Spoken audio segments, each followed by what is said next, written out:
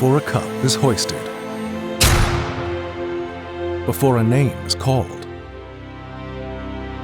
before a scholarship is given, there is a dream. The STX 68 literally is the top 68 14-year-old players in the country coming together for the very first time. This is going to be the top 68. You can't take a shift off. You have to play huge, not when they want to, but all the time. The game is hard. That's the reality. You need to pull up your big boy pants. Up, let's go! There's a circle around the 68, and we're trying to have kids understand what does it mean to get into that circle. Becoming 68, the path forward.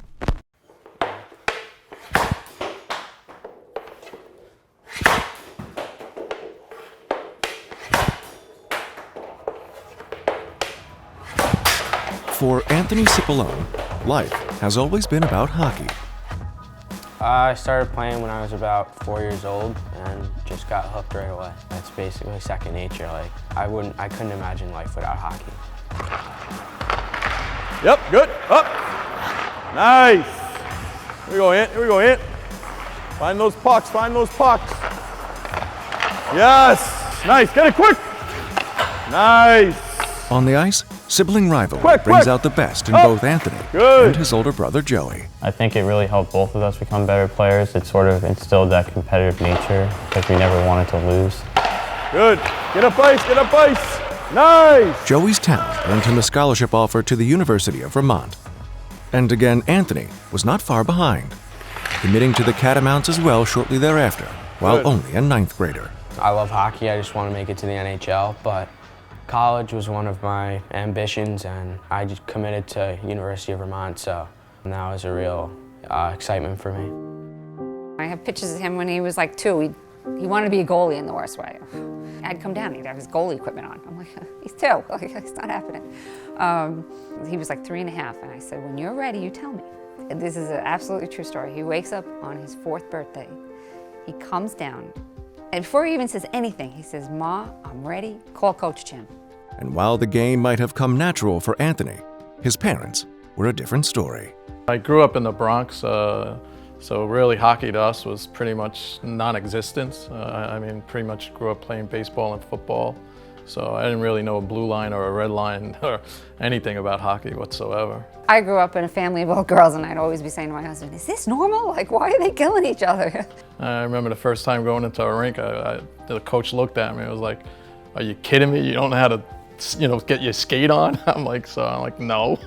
So it was quite an event. We got an early breakaway, wrister shot, score! It wasn't long before the sport consumed the entire family. Even Anthony's mother Dolores got in on the act, taking up the game herself, creating an interesting family dynamic. I started about 10 years ago at a parent-child game for my son and absolutely loved it. I had never had on hockey skates or equipment, and it was just so much fun. I started lessons the next week. She's probably the most competitive out of all the kids. It's actually pretty cool. Not too many moms can play hockey and say they know what it's like, but my mom, she knows what it's like and how you have to compete. I can watch my kids, and when they come off the ice, I can say, you know what, you're not doing a full extension. Or break down their actual skating for them. They don't really like it so much. But that's okay, because I'm going to tell them anyway. If you hit the post, 2 points. You knock it down or hit your stick, 1 point. Crossbar is 3 points. Okay, whoever gets 5 pucks, whoever's got the highest score wins. Nice, find it! Woo! 3 points. That's 8. Quick! That's 11. Again! Holy, that's 15. Come on, crossbar! Oh, it's 18. Older brother loses. 1, 2, 3, 4, 5. Nice. Halfway across the country in Phoenix, Hunter Hastings is working hard to become the next talent to emerge from the desert. Nobody really would expect for anybody to be good from Arizona. It was kind of funny. My wife decided to bring him to hockey because she thought it would be a little safer than other extreme sports. From the very first minute, he was scoring first minute of the first game he played in. Recent history would suggest anything is possible, as Scottsdale native Austin Matthews became the first Arizona-raised player to be taken #1 overall in the 2016 NHL Draft. The path is pretty much different for everybody. You can go from youth hockey to college to the NHL, youth hockey to major junior to the NHL. Yeah, I just try to let myself play hockey and not really think about what's next, because it'll come. For Hunter, the 68 is an opportunity to prove he belongs among the nation's elite. It'll be the best competition I've ever played. I'm gonna have to move faster against faster players and see where I stand against the top guys so I can get a better picture in my mind. My hope Hunter really goes out there to play big. I'd like to see him really focus on it and really enjoy it, because it's one of the experiences that won't happen very often in your life, and I know he's excited to do well out there. Off the ice, Hastings is working equally hard at a favorite NHL pastime, fishing. A little bit up here, gonna go to a pond. It's so complicated at first, but then I just really got into it, and I fish with like 3 or 4 kids on my team. We go out all the time. I've been fishing since I was probably like 4. My dad used to take us up at the cabin and they had ponds there. I have a little fake crawdad on.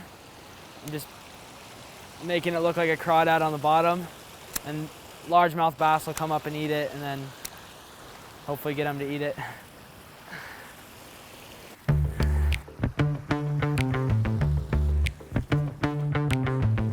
That was a pretty good one too. Back in Chicago, preparations continue at the Seven Bridges Ice Arena for the arrival of the top 68 young hockey players in the country. Each year brings a new crop of hopefuls, all eager to prove they belong amongst the nation's elite. You know, there's so many camps out there and so many programs out there, but now it's to a point now where it's just such a buzz. We bring in top NHL instructors to work with these players on the ice. We test them, we compare them. Now it's a big opportunity. Now they're knocking on our door saying, how do I get in? We started with a 2000 birth year, and there's a number of those players playing in the USHL next year and in the development program. Wallstrom, Weiss, Randall, Drury, all top end players that have come through and that probably will be playing in the NHL in 3 to 4 years. They've, for the most part, been big fish in small ponds, and now they're sort of equal fish in a big pond. And it's a chance for them to get to know each other, but also compare themselves to each other and those who've come before them. And so we'll do a lot of testing, play a lot of hockey, and we'll have a chance to map out sort of what their path to improvement needs to be from here on out. So it's a special event for 68 of the top 2002 birth year players. Well, seemed about 3 years ago when the idea came about, and it's just such a unique thing because if you are chosen, it's pretty prestigious, and it seems that more and more each year people are hunting and searching the event and wanting to come, but it is very specific, very prestigious, invite only, but we want them to understand what a great opportunity and honor it is to be here, and I think, as I said before, something they're going to remember for the rest of their life. Anthony Cipollone. Heard he's a good player. Can't wait to see him.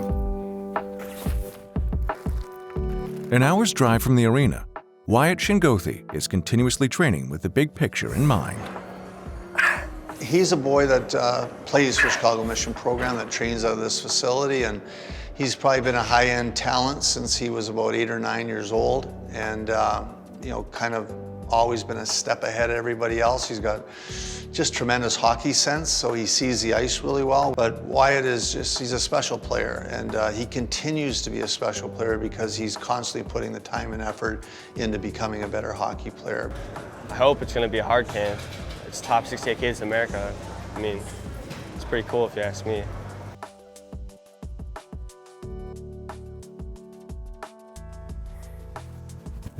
He's getting bigger, stronger, and to be 14 years old and committed to the University of Notre Dame, there's not many players who can say that right now.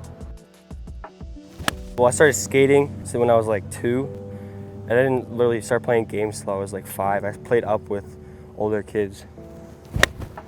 I just liked being on the ice, cold weather, getting dressed with your friends, being in the locker room. Love winning. I don't really like those games where it's like 17-0. I'm more into games where it's like we're down a goal with 5 minutes left. Those are my favorite kind of games. How often do you think about the NHL? A lot.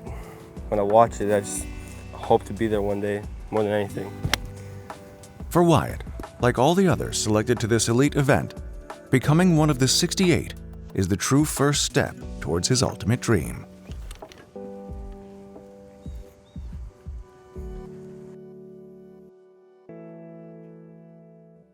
On the next episode of Becoming 68, The Path Forward. 920, 920, let's go! When you have evaluators watching you, they're watching everything.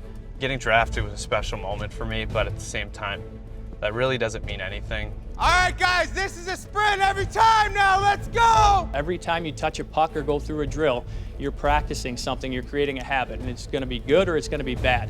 And just know this, the practice that we run today will be the same practice that the Carolina Hurricanes run on a daily basis. Nothing changes in hockey.